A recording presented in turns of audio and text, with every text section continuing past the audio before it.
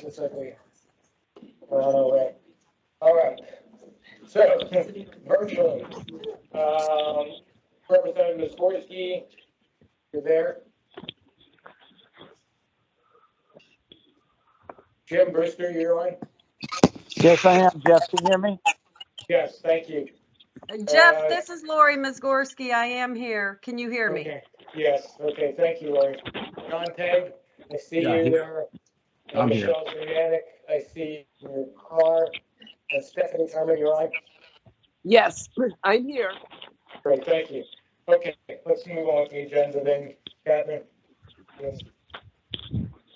So, and while you're walking up there, can I have approval of the minutes of the September 23rd meeting? A second? Second. Any comment? All in favor? Aye. Any opposed?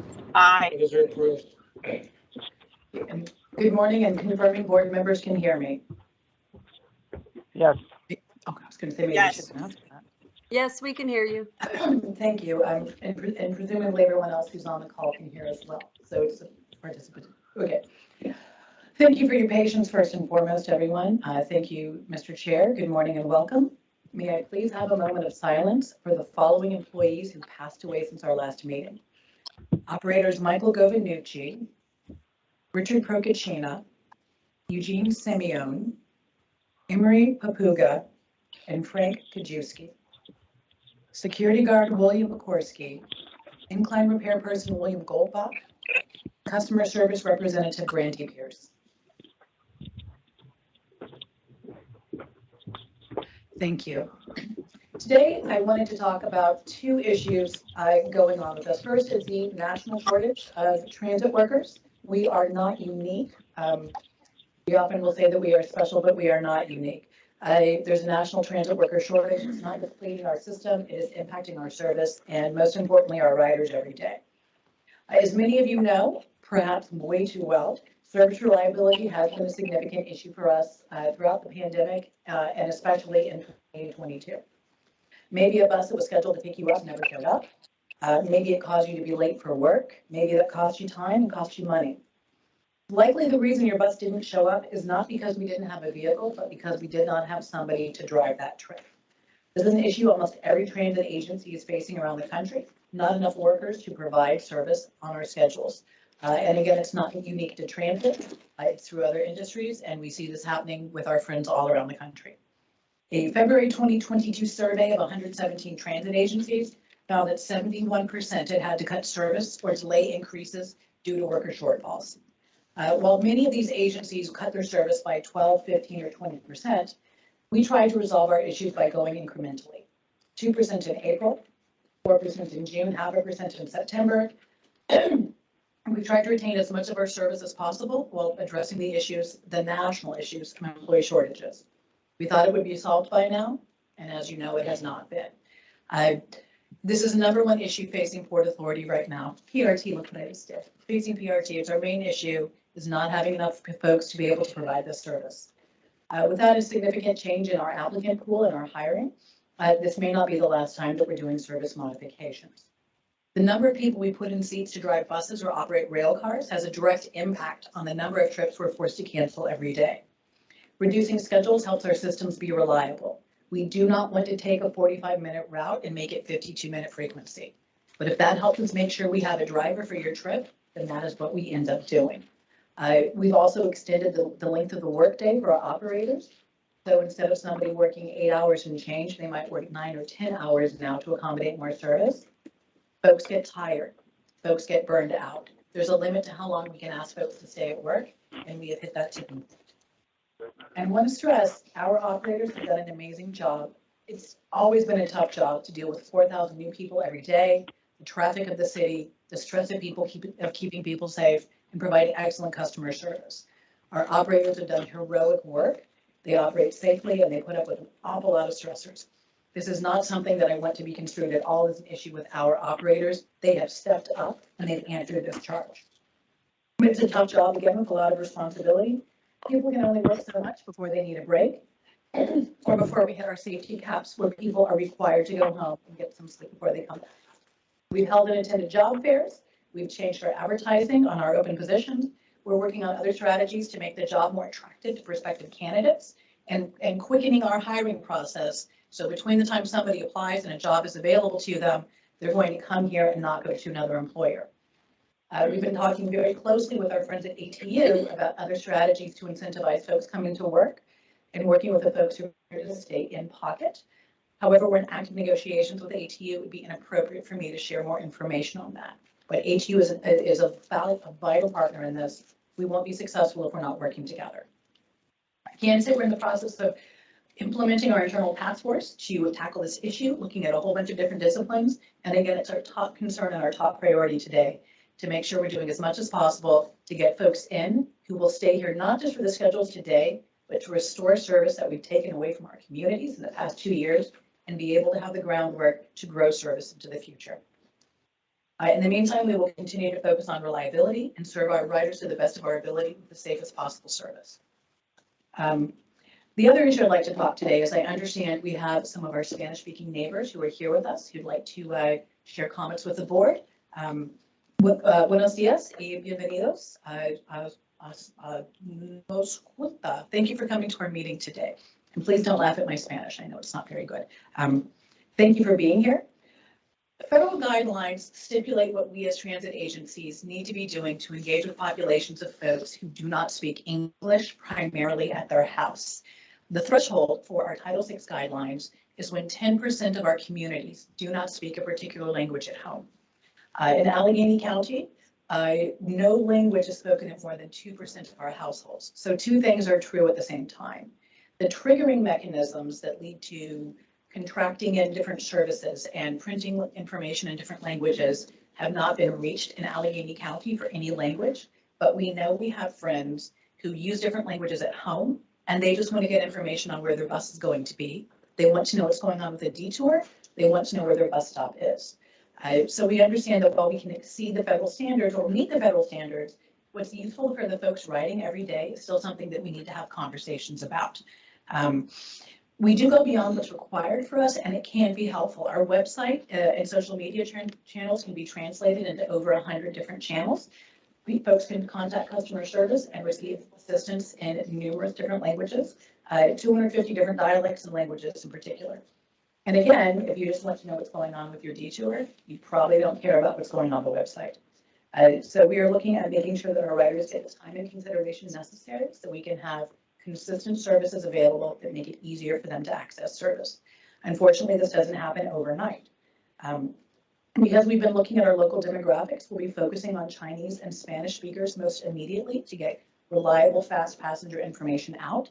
But this will require us working through contract services, making sure that we get the best possible translation words that mean one thing in Spanish spoken primarily in Mexico, mean very different things in Spanish spoken in Puerto Rico.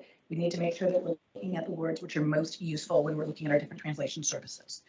But we don't simply want to check a box. We want to make sure that we're providing good, accessible services to folks who rely on it. Today, we do have a translation professional here who can help folks out. Our translator, if you could raise your hand. We have a translator. And si necesita asistencia en español, por favor, llame con ello. Did I get that okay? Thank you. Fine is better than, that's good. It's better than bad. So for folks who need help, speak with the gentleman. When you speak on the record, you will be speaking for 3 minutes in Spanish. We want you to get your whole time. And we will do dynamic translation to get back to our board members later. But we want you to continue to have all 3 minutes for your comment. We don't want your comment to be cut in half because somebody's translating it back and forth. The topic of language accessibility is clearly important to us. We want to make sure changes are meaningful and thoughtful, not just cobbled together in a hasty way to address today, but not take care of us for the years to come. That's not how we do business. And unless there's questions, Mr. Chair, that concludes my remarks. Are there any questions from the board? From the virtual board? Okay, thank you, Catherine. Thank you. All right, as you can see, Chair of our Performance and Oversight Committee, Michelle Zemanek, is en route somewhere, and so I'm going to fill in for her and give the report of her committee. That committee reviewed several procurement items. They're all listed in your package and determined that the bids be in accordance with the PRT's procurement policies and procedures. The price is fair and reasonable. The bidders be responsible and their bids responded. The committee recommends the award of these bids listed in the resolution, total amount of approximately $1.2 million. I'm sorry, $1.9 million. I have a motion for approval of this. Is there a second? Second. All right, any discussion? All in favor? Aye. Aye. Any opposed? Okay, that carries. The second resolution seeks authorization to enter an agreement for the purchases of electricity and natural gas with pre-qualified suppliers. The purchase of electricity and natural gas differs from most other purchases due to the volatility of the marketplace. Pennsylvania law permits customers to purchase electricity and natural gas by their local utility and the private suppliers. In order to determine which firms may be interested in providing electricity and or natural gas to PRT, public notices to be qualified interested suppliers was issued on May 12th of this year. This resolution allows PRT to have the flexibility to purchase electricity and or natural gas from any one of the approved qualified suppliers based on the lowest price solicited and received from suppliers at a particular time and relevant pricing lock-in period. Performance and Oversight Committee recommends the authorizing PRT to enter into agreements with such suppliers listed in the resolution for the purchase of electricity and natural gas during a 5-year pre-qualification period beginning on November 1st and then this year and ending on October 31st of 2027. May I have a motion to approve that resolution? So moved. Thank you. I'll take that as a second. Any discussion? All in favor? Aye. Aye. Aye. Any opposed? The motion carries. Final resolution seeks authorization to award construction contract for the replacement of light rail track, rehabilitation of grade crossings along the PRT red line. Bid documents were prepared and publicly advertised. 2 bids were received. After review of the responsive bids, it was determined that the bid of Delta Road Construction Inc. is the lowest responsive bid from responsible bidder, meeting PRT's requirements for the contract. So the committee recommends awarding the contract to Delta Railroad Construction Inc. in the amount of $14,483,347, subject to completing all pre-award requirements. So may I have a motion for that approval?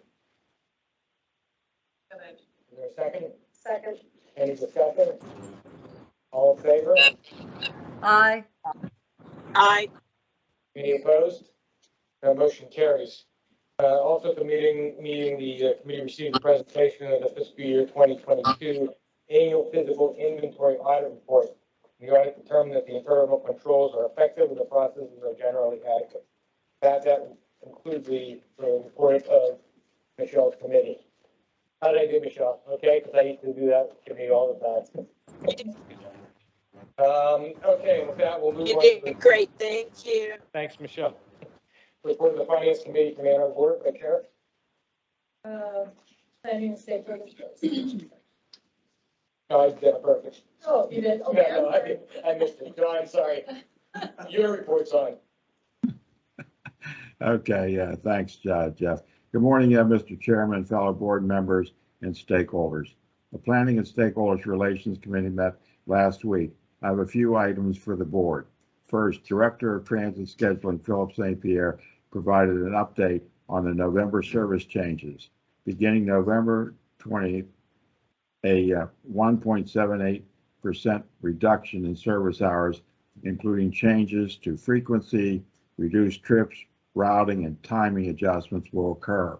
With these changes, the extra board percentage is projected to be 20%. The extra board is drivers held in reserve to cover call-offs or vacations or try and minimize a PRT having any out-of-service hours for scheduled services. Several routes will see minor frequency changes and timing adjustments. 11 bus routes will have reduced trips. Blue Line service will also have reduced trips and will now begin at 10:30 a.m. on Saturday and Sunday. Routing changes are being made for 4 bus routes: the 59 Mon Valley, the P7 McKeesport Flyer, P71 Swissville Flyer, and the 71 Edgewood Center, due to the long-term detour related to the Washington Avenue Bridge closure. Second item is the Allegheny County Transit Council held a virtual meeting on October 26th. Philip St. Pierre, Director of Transit Scheduling, presented to the council PRT's November service changes. John Beal, our Director of Customer Service, provided the council with an overview of PRT's Customer Service Center, his teamwork, and the technology that they use. The next regular scheduled council meeting is expected to be held on November 16th. The third item, the Committee on Accessible Transportation did not meet in October. The regular scheduled CAT meeting is expected to be held on November 3rd. Mr. Chairman, unless there are any other questions, that concludes my report. Thank you. Are there any questions for Mr. Teddy? Thanks, Sean. Okay, now we'll move on to the report of Finance Committee from Ann Odler, our chair. Good morning, Chair, fellow members. The Finance Committee met last week, and I have one resolution for your consideration this morning. This resolution seeks authorization to extend an agreement with Marquette Associates, Inc. for Chief Investment Officer Services for the Consolidated Pension Plan. The Consolidated Pension Plan is a closed plan that represents eligible non-union IBEW and police personnel. In September of 2018, PRT's Board of Directors approved a three-year agreement with Marquette Associates, Inc. for Chief Investment Services at a not-to-exceed amount of $643,930, with 2 additional option years at the sole discretion of PRT. In September of 2021, the board authorized PRT to exercise the first option year and increase the not-to-exceed amount to $867,780. To date, the services provided by Marquette Associates, Inc. have been satisfactory and in compliance with contractual terms. The Finance Committee recommends exercising the second option year of the agreement to November 30th, 2023, and increasing the not-to-exceed amount to $1,110,448. My fellow members, I respectfully request the board approve this resolution. May I have a motion for approval? Anyone? So moved. Is there a second? Second. Any discussion? All in favor? Aye. Aye. Aye. Any opposed? The motion carries.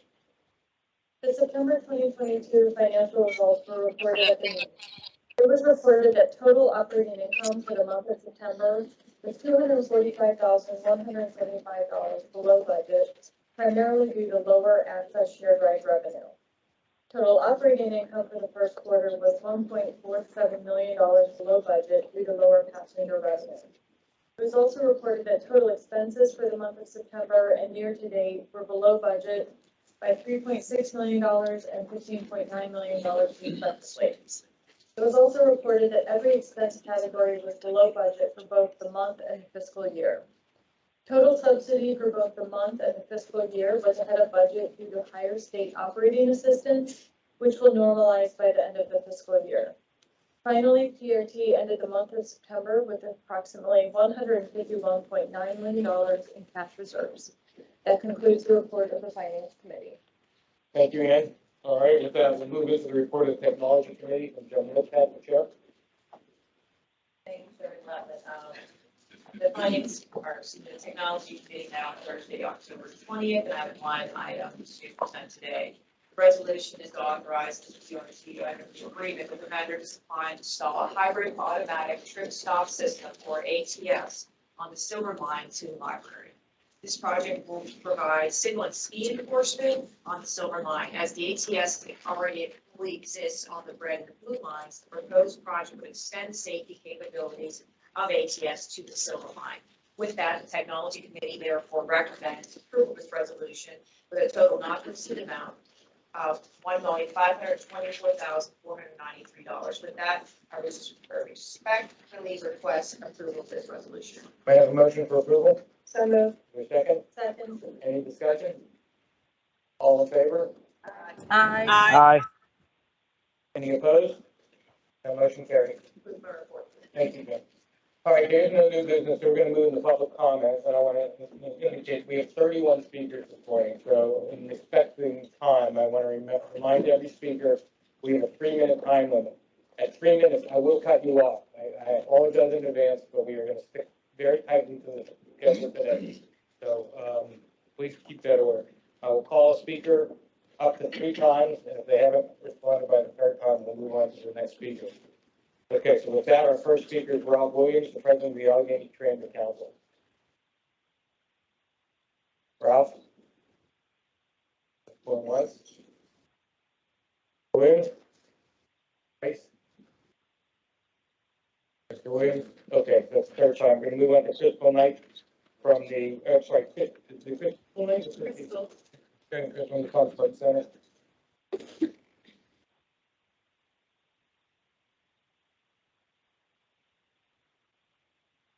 Hola, mi nombre es Crystal Marta Knight, soy la organizadora comunitaria del Centro Thomas Martin y soy orgullosa hija de inmigrantes mexicanos que me bendicieron con el español como una idioma segunda. Entiendo que muchos de ustedes pueden estar confundidos o frustrados por el hecho de que estoy hablando en español en lugar de inglés. Espero que puedan internalizar esos sentimientos y considerar lo que muchos habitantes de Pittsburgh que solo hablan español deben de sentir cuando se encuentran con el transporte público en el condado de Allegheny. El transporte público es un derecho humano y debemos apoyar a la creciente población que habla español, que depende del TI y los autobuses para ir al trabajo, la escuela y los médicos. Acabamos de concluir otro mes de herencia hispana y a principios de octubre. Una forma fantástica de honorar realmente la comunidad latina sería priorizando la implementación de señalación, rutas y mensajes de intercomunicación bilingües. Nuestras dos demandas serían hacer anuncios auditivos en los trenes y en las estaciones del tren T en inglés y en español, y que ponen anuncios escritos en las estaciones del tren en inglés y en español. Gracias por tomarse el tiempo para escuchar a la comunidad. Ahora leer mis comentarios en inglés para su beneficio. I didn't know I would have a translator. So, hello, my name is Crystal Martha Knight. I'm the community organizer for the Thomas Merton Center, and I'm the proud daughter of Mexican immigrants who blessed me with Spanish as a second language. I understand that many of you may be confused or frustrated with the fact that I am speaking in Spanish instead of English. I hope you can internalize those feelings and consider what many Spanish-only speaking Pittsburghers must feel when encountering public transit in Allegheny County. Public transit is a human right, and we must support the growing Spanish-speaking population who rely on the T and buses to get to work, school, and doctors. We just wrapped up another Hispanic Heritage Month earlier in October. A fantastic way to actually honor the Latina community would be to prioritize implementing bilingual signage, routes, and intercom messages. Our two demands would be to make auditory announcements on trains and at T stations in English and Spanish, and that you put written announcements in the train stations in English and in Spanish. Thank you for taking to hear thank you for your time to hear the community, and I will now read in English for your benefit. Thank you so much. Thank you. Karen Perkins?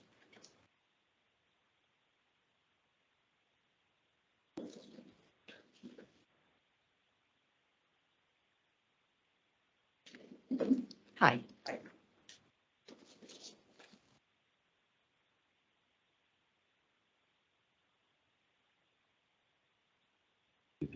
Sorry.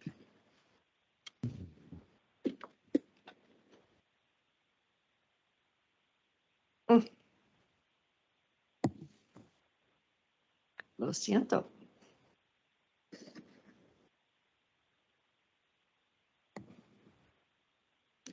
I don't know why it's not coming up. My name is Karen Perkins, and I volunteer with Spanish-speaking seniors in trying to get their senior Connect cards.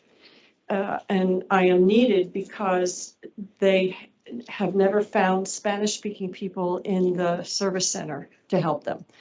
And so I have to go with them and assist them in that process.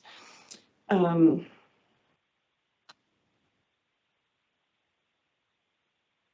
there it is. The sheep and art.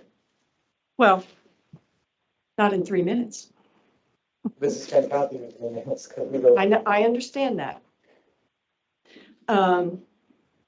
Here it is.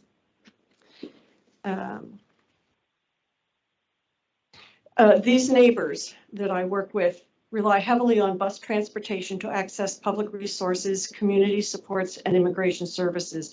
And I can't imagine how difficult it must be for them to navigate the rider system, especially with the delays and ghost buses that are common right now.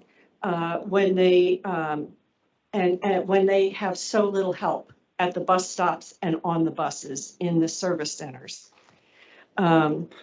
We have to do better to serve them. I wish auditory and printed messaging could be provided in both English and in Spanish.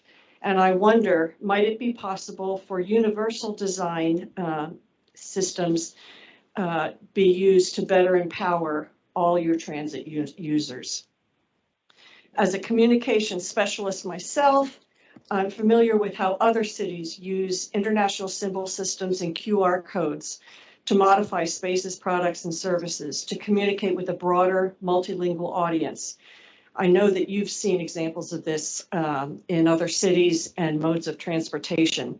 I encourage your wayfinding design team to expand the use of symbols and QRCs to offer translation options and to better serve your customers. You say your PRT service goal is to increase social participation and user satisfaction to better serve our region and to build a more equitable society. I ask you to consider these inclusive service improvements. Thank you. Thank you. Joy Dorr? Hello, my name is Joy Dorr. I am here. I'm using closed captioning. Forgive me for it taking a minute to catch up with you.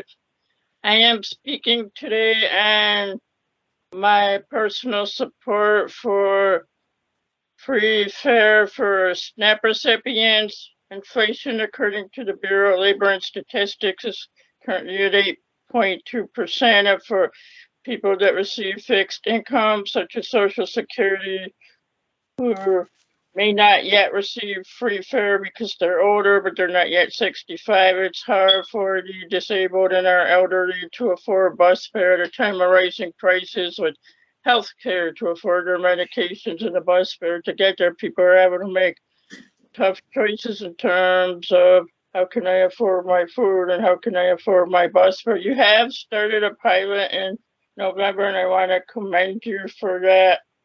In terms of picking some people for free fare who are SNAP recipients, I'd encourage you to please extend that to other SNAP recipients as well. I think we'll eventually save money if people could regularly get to things like doctor's appointments and have preventative care with things like immunizations and getting their kids and family members to care. And also briefly, I want to speak in support of being inclusive.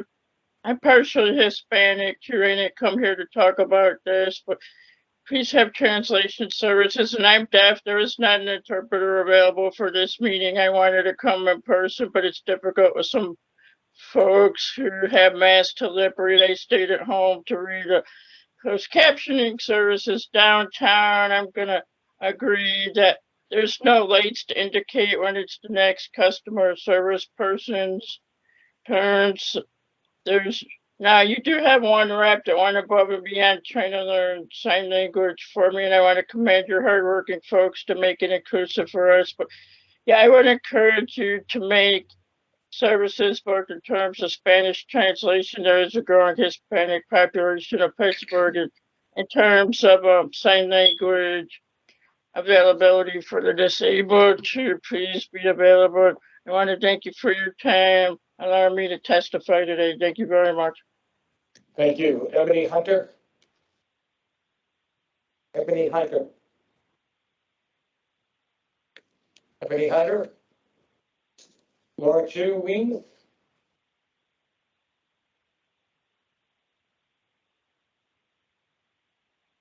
Hello, directors. Welcome, Mr. DeLone and Ms. Doyle. My name is Laura Chu-Weens. I'm the director of Pittsburghers for Public Transit. As Ms. Kelman referenced, service is in crisis, and that crisis has not abated since its peak during the height of the vaccine mandate firings. Service is the most unreliable and at its lowest level in Allegheny County in our lifetime.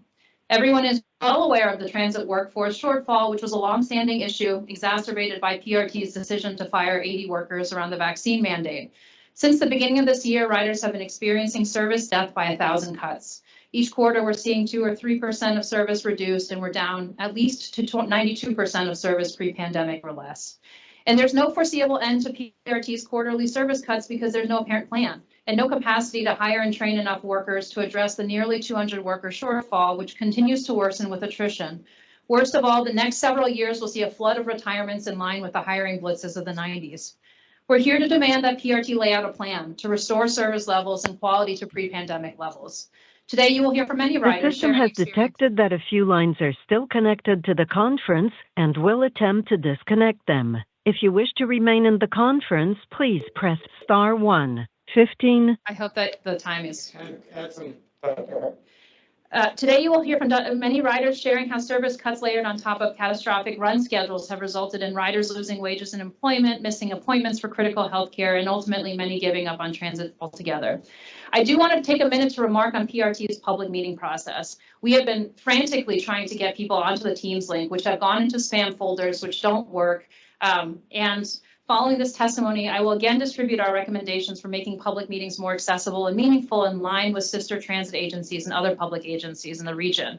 For those of you who have never signed up for a board meeting yourselves, speakers are obligated to register on 2 separate web pages, one to attend, one to speak, fully 1 week in advance of the meeting. The website page doesn't work about 1/3 of the time to register respondents, and The there's system no has confirmation. detected that a few lines are still connected to the conference and will No attempt to confirmation disconnect email them. If you that wish is to sent remain out. in the conference, please press star 1. 14. There's no confirmation email sent out before the deadline to sign up has passed. So speakers are regularly surprised with the information they are unable to speak because the registration didn't go through. Registering to speak with an organizational affiliation only serves to penalize people by reducing their allotted time to speak, because the 5 minutes allotted to an organization means that 2 affiliated speakers get 2.5 minutes rather than the full 3 minutes to an unaffiliated individual. And if you make it through these hurdles, individuals have to make themselves available at 9:30 a.m. on a Friday to speak at the end of a meeting in which there's no meaningful discussion among board members and never any response to testimony given. It is hard to see the value in this process, but riders cannot wait to be heard any longer. We'll be back again and again because transit is a right, it is a social good, it is our lifeline. PRT needs to show us a plan to make this service vital again. Thank you. The system has detected that a few lines are still connected to the conference and will attempt to disconnect them. If you wish to remain. Apologies to everybody. Cheryl Stevens.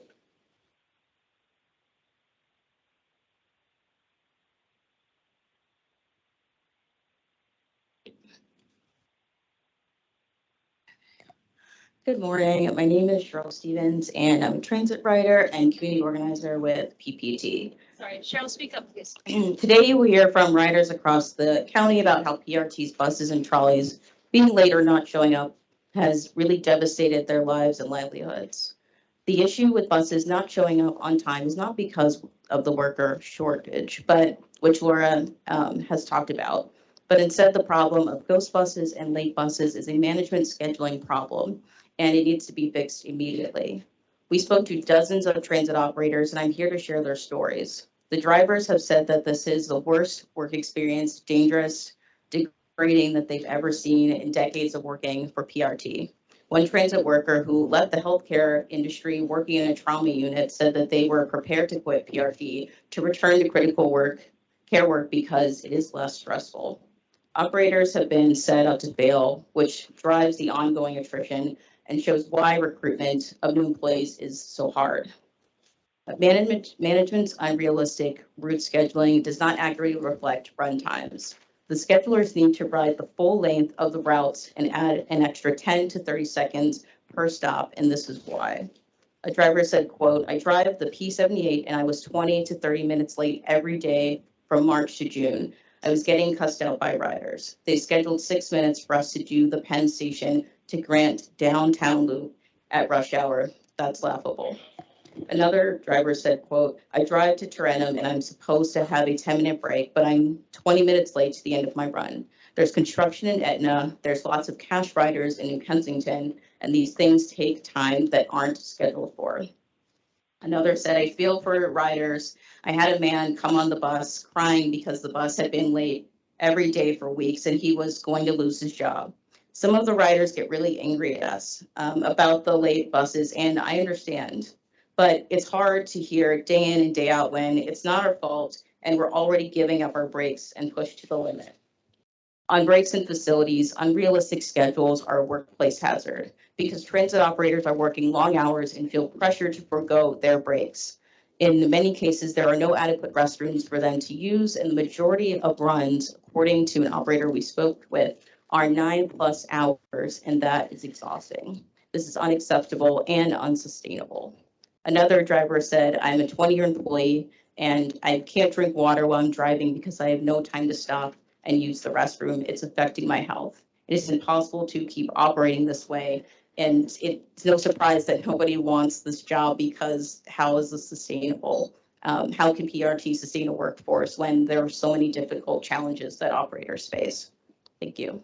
Thank you. Zania Winstead?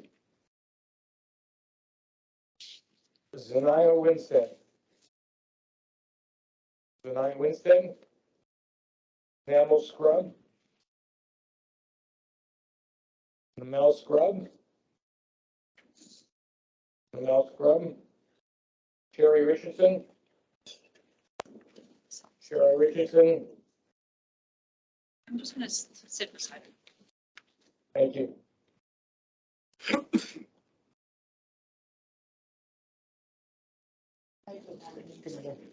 Hi, good morning. My name is Sheree Richardson. I haven't been here in Pittsburgh that long, but my experience with the bus system is aggravating a bit. I've experienced where I've been at the bus stop and a bus stop where there's multiple buses that go that route as well. I've seen like 2-3 buses of other buses on that, go past that stop, but still waiting on the one that I was originally trying to, get to my used to get to my destination. It's costly in my pockets. I'm losing out on when I do get bus tickets, I'm losing out on the car fare on it. It's getting cold now. I don't know what to say about, I don't know what to expect about when I'm needing to get around to my doctor's appointments, to the grocery stores, just basic functioning matters. I don't know what to expect, and it's kind of scary actually, to think that I could be stranded somewhere, you know what I mean? So I don't know what to say. It's making my living a little harder for myself, and I'm going through enough stuff already. So with medical and personal issues, I don't want to have to worry about something else based, that's a necessity in my life. Transportation is my only form of transportation. Okay, I'm afraid to drive. I have some disabilities, so I depend on it. So I just hope things can get better, work out and get better, and I'm not faced with any more major disasters in my life due to it. Thank you. Thank you. Flora Perkins from Council San Jose. Not present. Okay, Mel Packer.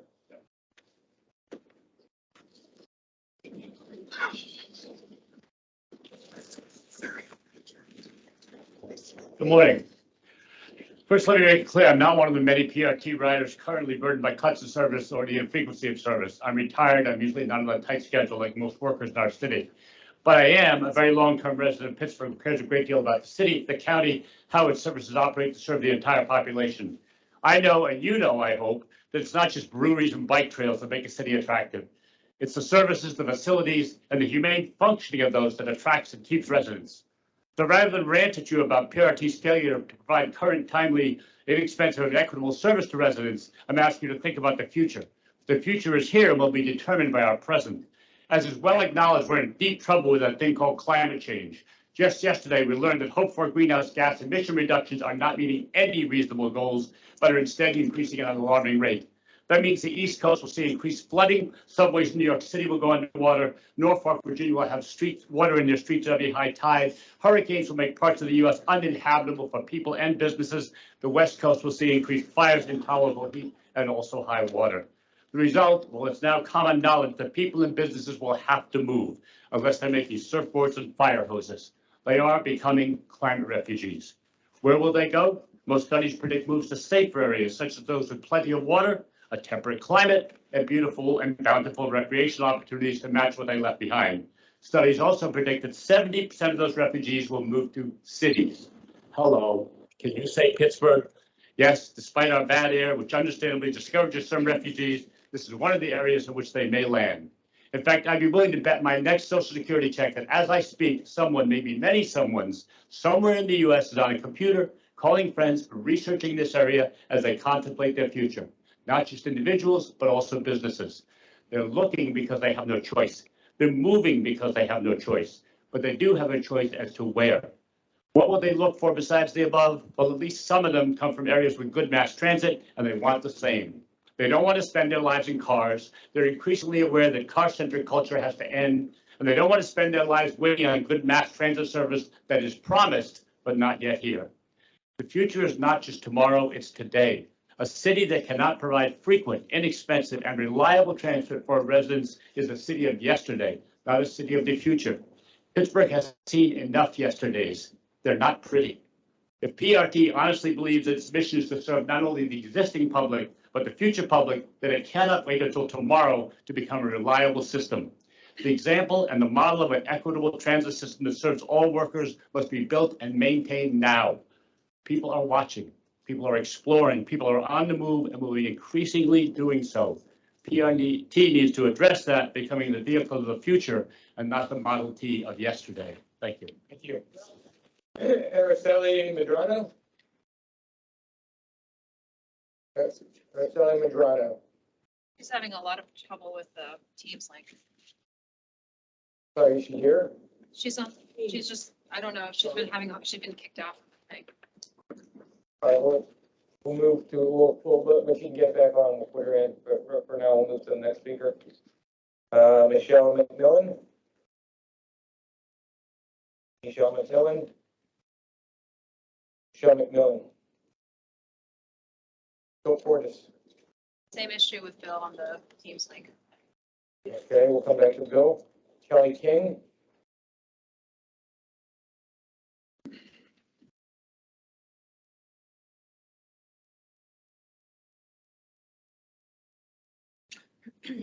Good morning, everyone. Thank you to the Board of Pittsburgh Regional Transit for having us this morning.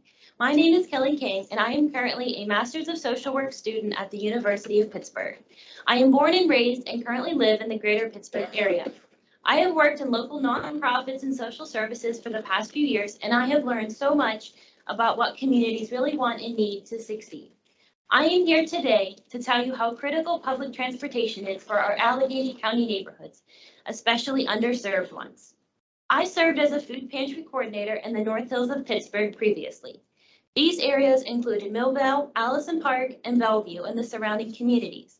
In these areas, public transportation was not accessible or reliable for many of our residents, and every day we saw the struggles these people faced. There is a misconception that everyone in these areas has access to a vehicle, which is not true. On a nearly daily basis, we have seen our families walk for miles with heavy bags of groceries, pay for ride share such as Uber to attend a distribution, or miss out on attending when they need food the most, all due to a lack of transportation. This is unacceptable yet solvable. Currently, I am a social work intern at the Millvale Community Library. Although I have only been there a few short months, the issue of transportation for our patrons comes up weekly. Just last week, a man came in looking for bus info from Millvale to McKnight Road. Millvale was considered a food desert, meaning there's no easy access to a grocery store. This man only wanted to purchase yogurt for himself, and we discovered that not only were the buses difficult to figure out and pricey, the ride would take him an hour just one way. All of that time and hassle only because he wanted healthy food to eat. Accessible public transportation allows dignity and quality of life for people who need it most. I was recently speaking with someone who's an expert in the transit needs of Allegheny County, and they made me aware that transportation is the key to unlocking many of the social justice issues that we face today, things such as affordable housing, food insecurity, and equity for diverse groups. These things are not addressed if transportation is not first addressed. Please take these needs seriously. Do not cut lines of service. Consider adding routes that are more reliable and regular in many of our underserved neighborhoods, all times of the week. Make fares more affordable.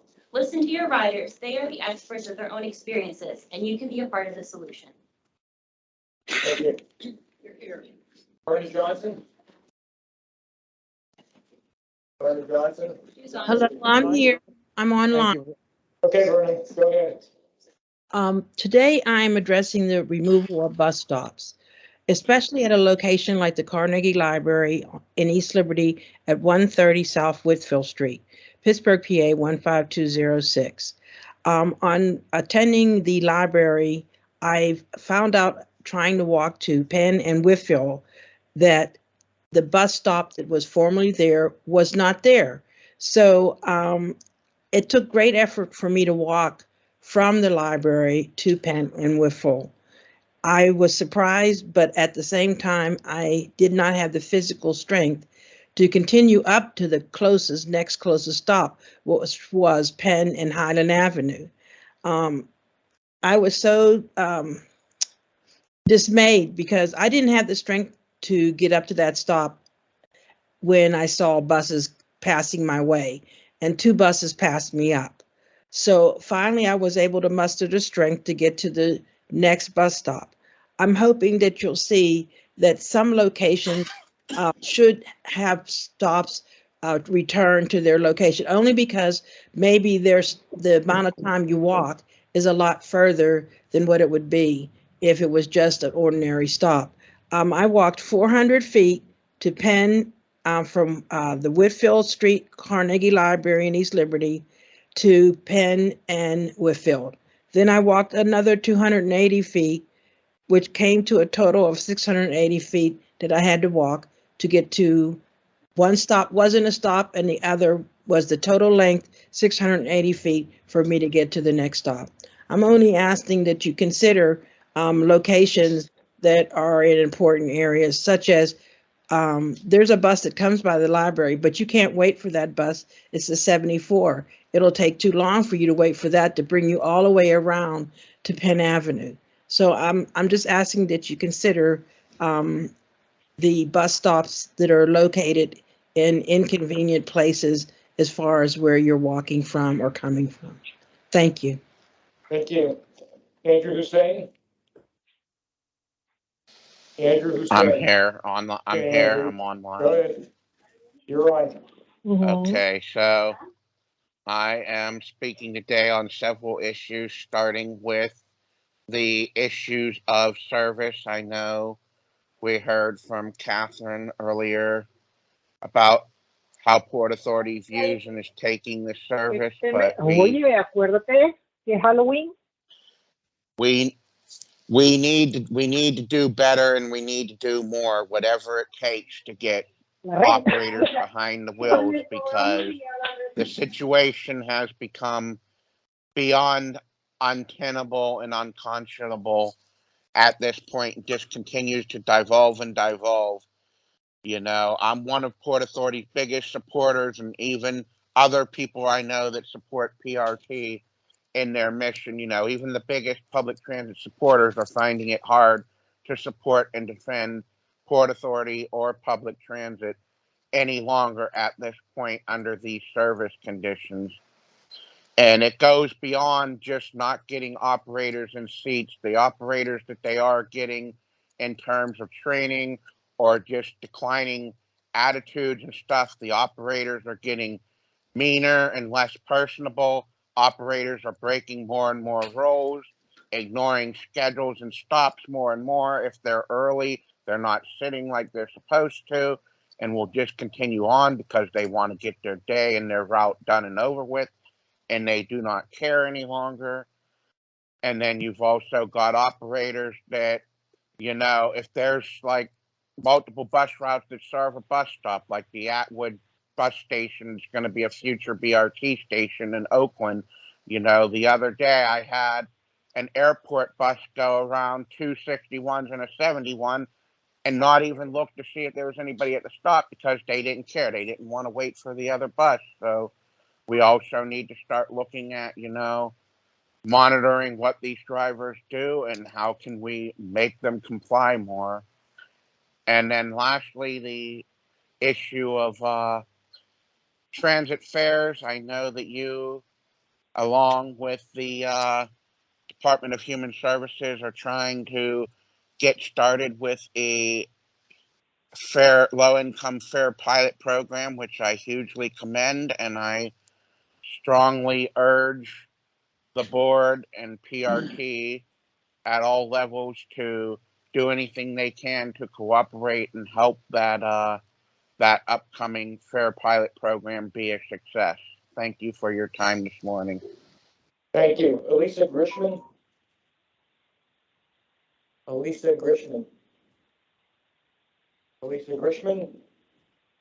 Jordy Gonzalez? Hello, I'm here. Go ahead, Jordy. Hello, good morning, and thank you for this opportunity to talk. My name is Jordy Gonzalez, and I'm a student at CMU. I'm here because of service unreliability. When detours are in effect or when frequencies are lowered, like at night and on Sundays, service unreliability often reaches catastrophic levels. Having lived in cities with well-resourced public transit, I know that while no amount of money can make bus services perfectly reliable, better service is possible in two key areas: frequency and predictability.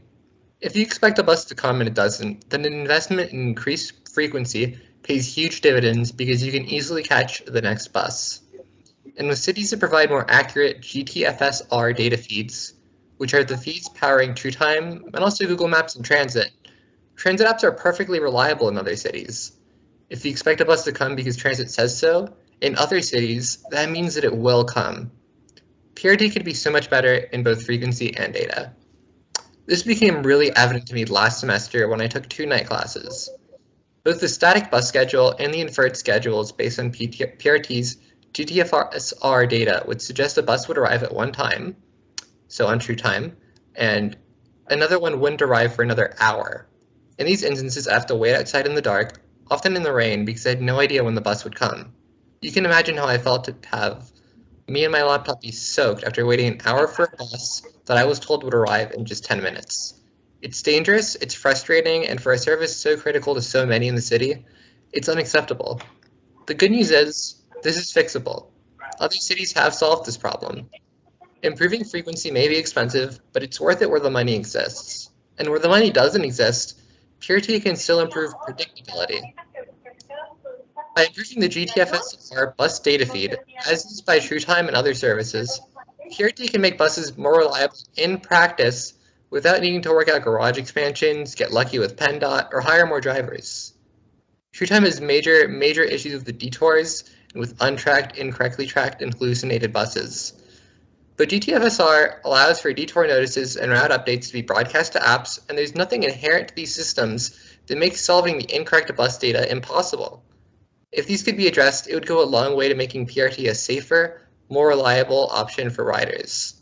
And finally, I just want to close by saying that while this is a complaint, I really do appreciate the service PRT provides. It's a huge part of what makes a city, and I really appreciate the immense effort from public servants to make PRT what it is.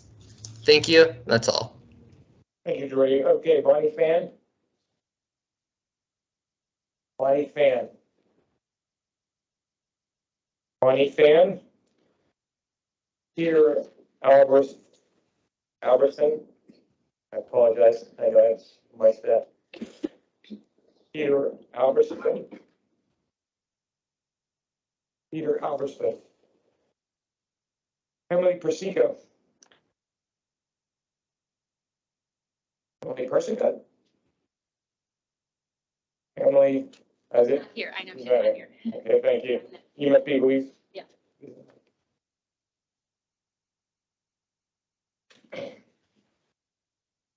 Thank you for your time today. My name is Louisa. I'm a Pittsburgh resident. I'm a transit rider and I'm a transportation planner. I volunteer for the Better Streets Lawrenceville group and I serve on the Lawrenceville Corporation Board. I'm here today to support free or reduced transit fares for low-income riders. Hopefully all of you know that physical mobility provides social and economic mobility as well.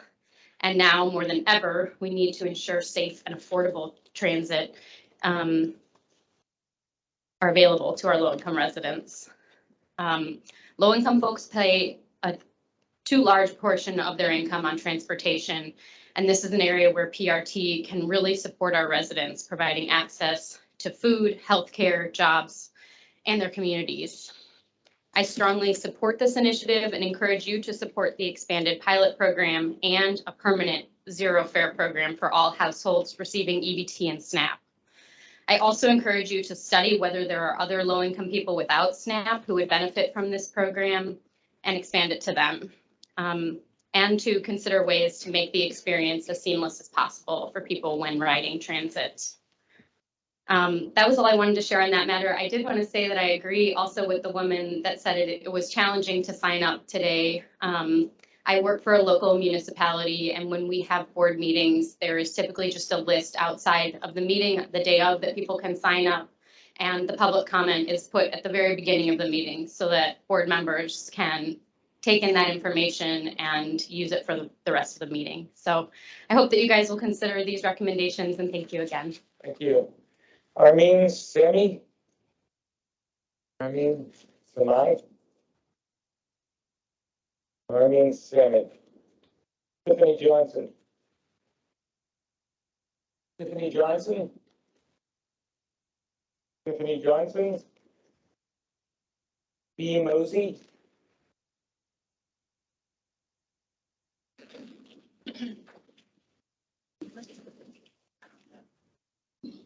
I have to sit in the chair because there's not going to be, unless your microphone is over.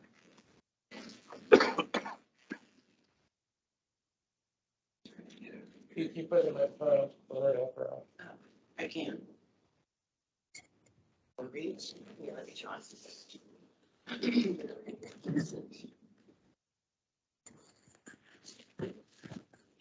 Let's open space.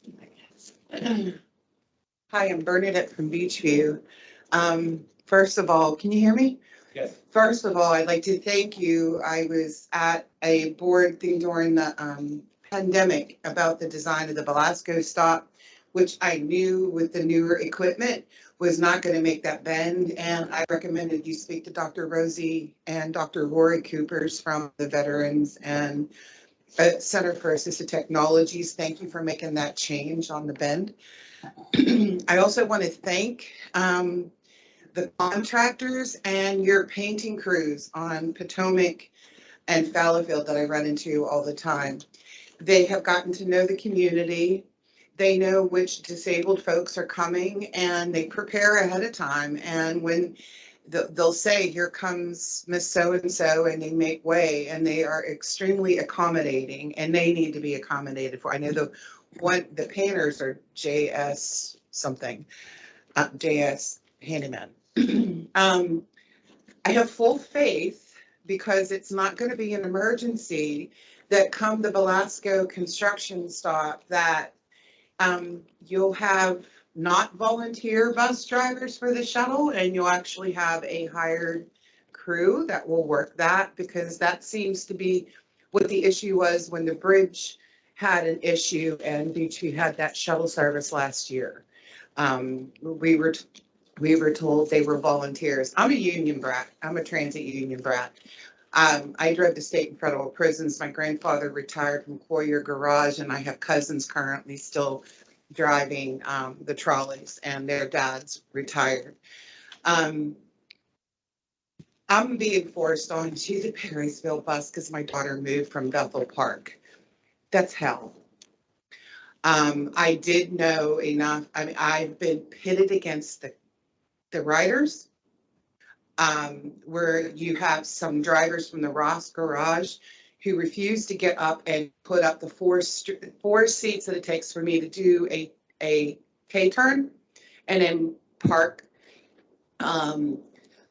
where the passengers start yelling at me and F-bombing me. And I can tell you that is very frightening to be on that bus hearing people behind me. Luckily, I did call the union. As a union brat, I know who to call. And they assured me that it wasn't going to happen again. If it happened again, they would go out to the Ross Garage and retrain them on what they're supposed to do for disabled individuals. Other than that, Keep up the good work, but listen to us. And by the way, your system is not working. I'm on the list here, but the guy downstairs wasn't going to let me up on the elevator, and I was threatening to go to WTAE right out the door. Yeah, that was kind of frightening. Don't mess with my democracy and my civic duty, right? Amen, hallelujah, mazel tov and all that. Thank you for the best. Ricardo Villarreal. Did I say that right?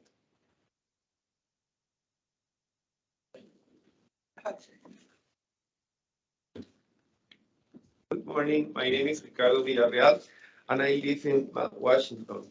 Today I will speak in English. I am here to tell you that I love Pittsburgh. The bridges, the rivers, it's beautiful indeed. All those tall buildings, and yes, the train and buses look nice too. I also like the fighting spirit of its citizens and business people who stoically withstood a devastating and unforeseen pandemic. I also want to tell you that the people from Pittsburgh treat me wonderfully. I also need to let you know that the red line crisis we face for months, with many hours waiting without information, walking to get to our workplaces, lost wages, waiting for a shuttle service under very harsh winter conditions. That made me think twice about my love for staying here. I only hope you have a contingency plan so no one faces this again. I am a proud Latino. I speak both Spanish and English, and I came here to this city to give everything that I have to help us all recover from these significant challenges we face. It is difficult for me to understand the service cuts to public transit. I also don't understand the idea of surveying riders with the intention to study, I open quote, fare increase, close quote. You need to know this affects us all. Affect us our morale, quality of life, and productivity. This is something we all need to understand. Short story. A lady providing me with a consulting service on my tax declaration recently told me that she was late for our meeting because she couldn't find a parking lot for her car. She has 2 children, and when I asked her why she didn't use public transit instead of paying for a vehicle maintenance, fuel, and the stress of driving, she smiled gently to me in acceptance. I honestly didn't feel happy for her as I ride the red line twice daily with a 4-minute walk. I felt sorry as she told me that her transit options were terrible and unreliable. I don't see how a city that has achieved so much in the past and has been the pioneer of many advances cannot address and solve this feeling of hopelessness that we feel when our transport does not arrive on time or does not arrive at all, or because we speak another language and we do not understand what the lady from the ad is saying. Thank you, Mr. Young. I have to. Thank you. Bill is able to speak. I think he got his thing to work if you're able to go back to him. Bill Cordis? Bill, can you hear us? This worked. Oh, there it is. Okay. Go ahead, Bill. So my big concern, and I unfortunately was affected by the red line shuttle contingency problem as well, but the big thing is all I'm looking for is when they hit South Hills Junction to sit there for a minute or 2 minutes to actually follow the time schedule. It is very frustrating that when the times have been adjusted just by a minute or two, whoever does the adjusting doesn't take into account that, hey, we have other buses that are coming in and connecting. I used to be able to catch the 9:20, 44 down to the 9:32 red line to pick up the 9:37 red line to be at my work by 10. In order for me to be on time, I have to catch the 8:13:44 to maybe catch the 8:32 red line that doesn't understand 8:30. It understands 8:7, 8:25, 8:27, and then I have to wait another 10 minutes. And if I really wanted to be normal and get my kids to school, which I used to be able to do, I'm now 10 or 15 minutes late. It seems that when overall things are taken into account, it doesn't really, oh, well, this is easy to shift here, easy to shift there. And the ripple effect, it's very aggravating because then, well, the driver, he can't sit there forever. I understand that.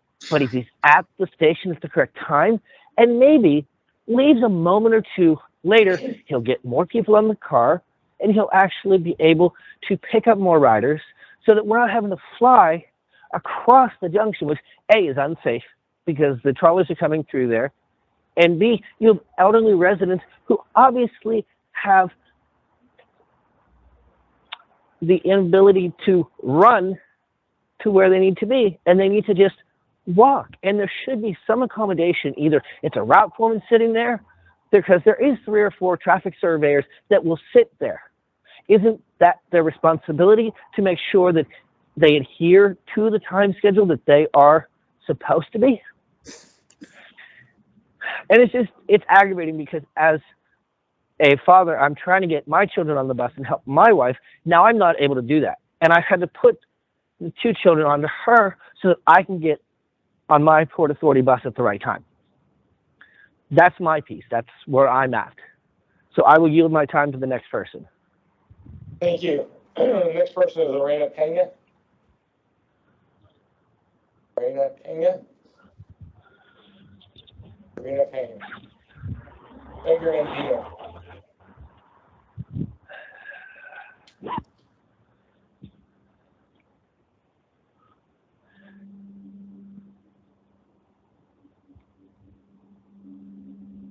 Por favor. Buenos días, autoridades de transporte público, medios de comunicación y amigos de la comunidad latina. Soy Edgar Andino, periodista refugiado. Resido en Pittsburgh hace 3 años aproximadamente.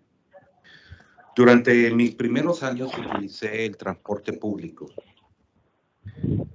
Muchas ocasiones perdí el rumbo de la dirección por no contar con información en español. Hoy vengo a representar a la comunidad latina para pedirles a ustedes y para exigir el derecho que tenemos todos de equidad, ya que los latinos no estamos invisibles ante la sociedad norteamericana. Es por eso que queremos pedirles y tocar el noble corazón de todas las autoridades de transporte público de que tomen a bien colocar información en español para nuestra comunidad. Nosotros no somos invisibles, estamos aquí y nos hemos convertido en los aliados más grandes de Estados Unidos de Norteamérica. Y la fuerza laboral latina es muy importante para la economía de Estados Unidos. Pagamos nuestros impuestos, aportamos ingresos a la institución de ustedes. Y es por eso que hoy vengo a hablar con ustedes y a expresarles mi sentimiento de la necesidad que tiene la comunidad latina.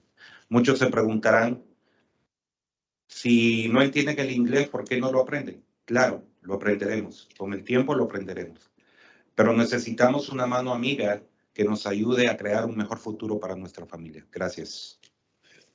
We get the English translation that I've written. Abby Miter. Abby Miter. Abby Miter. Okay, then Araceli Medrano. Laura, please go. Okay. All right. All right, with that, that concludes the public comment. I want to thank all of our speakers for observing the time limits safely. And with that, our next regular meeting is Thursday, November 17th, 2022. Happy Halloween, everybody. Have a good day.